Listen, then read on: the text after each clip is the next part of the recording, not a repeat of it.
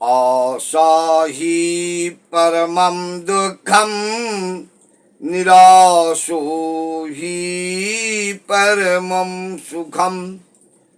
प्रेम से बोलिए सुखदेव मुनि महाराज की जय, व्यास भगवान की जय, श्री परीक्षित महाराज की जय। यह श्लोक श्रीमद् भागवत महापुराण के 11वें स्कंद में श्री सुखदेव मुनि महाराज द्वारा राजा परीक्षित को कहा जा रहा है। राजा परीक्षित को सुखदेव मुनि श्रीमद् भागवत कथा की श्रवण करा रहे हैं। श्रीमद् भागवत कथा का उपदेश दे रहे हैं। ये एक प्रकार से मुक्ति का मार्ग है। अब कहते हैं आशा ही परमम दुखम निराशो ही परमम सुखम। आशा और निराशा। सुखदेव मुनि महाराज सन्यासी थे।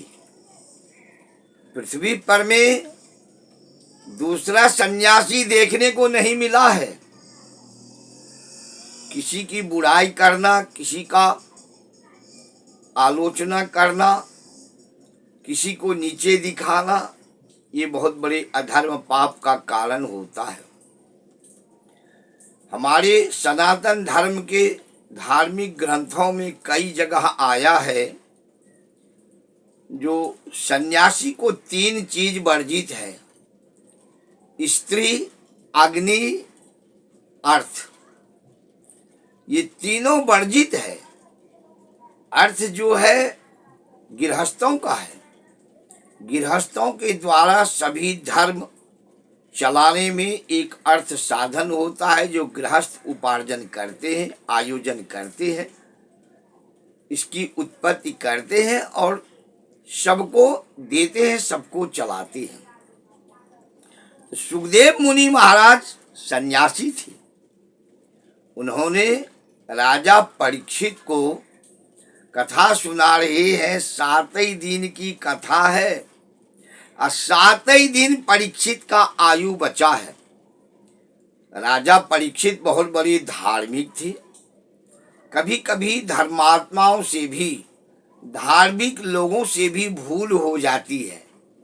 किंचित भूल हो जाती है, जिस भूल के कारण या यही उनका माध्यम था, मुक्ति का उपाय था, या इतने दिन की ही उनकी आयु थी, तभी उनको ये श्रृंग ऋषि का श्राप मिला था।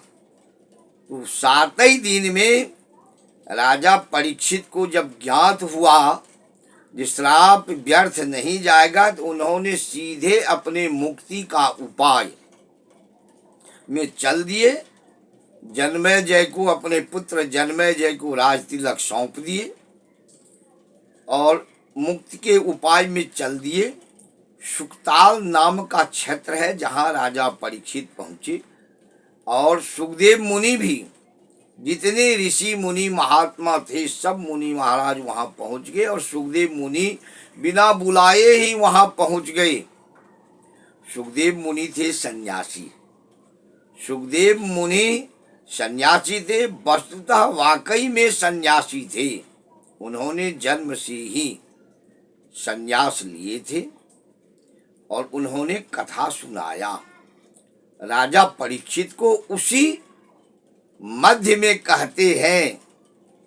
एक के बाद एक राजा परीक्षित भी कम ज्ञानी नहीं थे। राजा परीक्षित भी एक के बाद एक प्रश्न करते जा रहे हैं और सुखदेव मुनि उत्तर देते जा रहे हैं, कहते जा रहे हैं। उसी मध्य में कहते हैं आशा ही परमम दुखम निराशो ही परमम सुखम। आशा और निराशा ये 2 चीज है। तो आशा जो है वो दुख का कारण है और निराशा जो है वो सुख का कारण है। अगर आप शुरू से ही किसी वस्तु, किसी विषय, किसी व्यक्ति, किसी धन संपत्ति या किसी भी संपदा को आशा रहित तो हो जाइए, ये आपको ये सुख मिलेगा। अब कभी आपने उसके प्रति आशा की ही नहीं, तो जो आशा जिस चीज की आप नहीं करेंगे उसमें आपको कभी दुख होगा ही नहीं। और कहते हैं आशा ही परमम दुखम।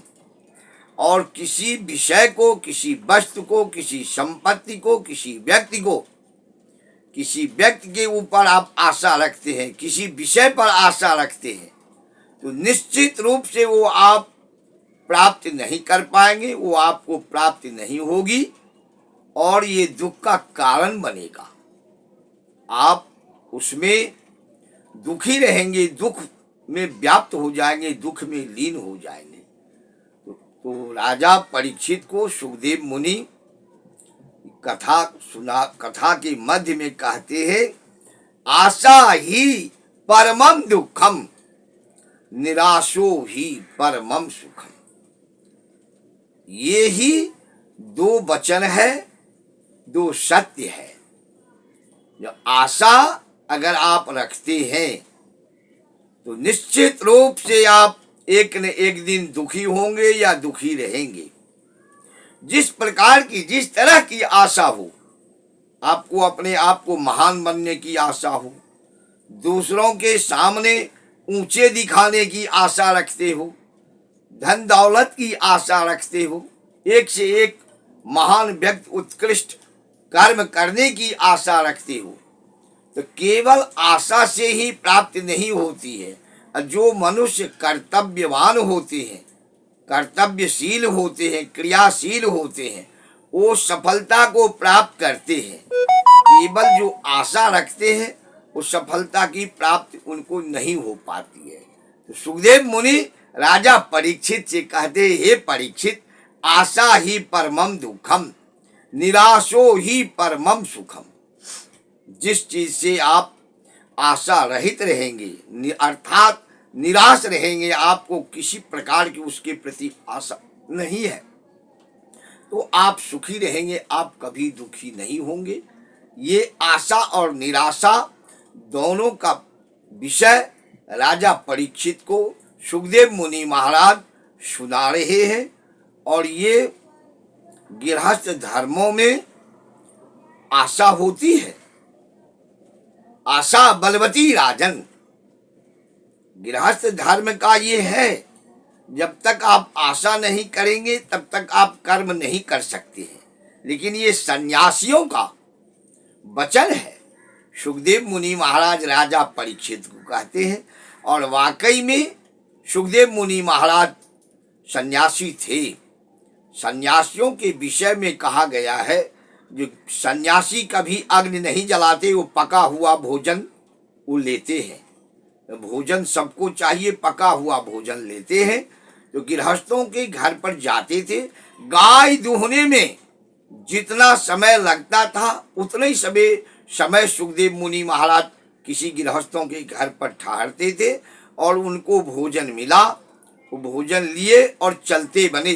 सन्यासियों के विषय में कहा गया है कि एक ही घर का अन्न वो बार बार न खाएं। अगर वो बार बार किसी गृहस्थों के यहाँ, एक ही गृहस्थ के यहाँ बार बार अन्न खाएंगे तो एक सप्ताह खाते खाते ही उनके सुख दुख के विषय के भागी बन जाएंगे, उनके विषय में वो सोचने लगेंगे, उनका सन्यास भ्रष्ट हो जाएगा। लेकिन कलिकाल में जो सन्यासियों का भेद है, सन्यासी अपने आप को कह करके लोग जो करते हैं वो सन्यासी कहने लायक नहीं है।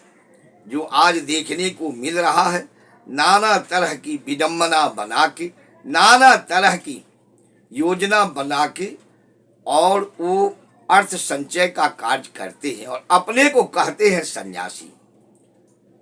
किसी सन्यासियों का हृदय दुखाना, दिल दुखाना, ये अच्छी बात नहीं होती, ये कहना अनुचित है। ऐसा सन्यासियों को कभी करना ही नहीं चाहिए। सन्यासी तीनों चीज से सदैव वर्जित रहेंगे तभी उनका संन्यास रहेगा, तभी वो संन्यास कहने लायक हैं। तो सुखदेव मुनि महाराज सन्यासी थे। तो कहते हैं राजा परीक्षित को, हे राजा, हे परीक्षित, आशा ही परमम दुखम, निराशो ही परमम सुखम। आशा रहित जो रहते हैं वो सदैव सुखी रहते हैं। किसी भी प्रकार की आशा किसी से रखना ही नहीं चाहिए। अगर आशा रखते हैं तो दुखी रहेंगे। ये दो भेद कहे हैं। प्रेम से बोलिए श्री सुखदेव मुनि महाराज की जय, श्री रास बिहारी महाराज की जय, श्री व्यास भगवान की जय।